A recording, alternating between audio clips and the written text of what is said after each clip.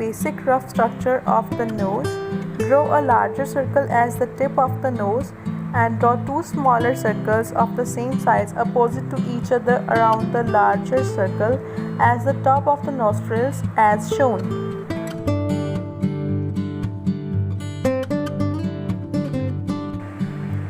Now observe the reference accurately and then draw the outlines. I am using an HB pencil here.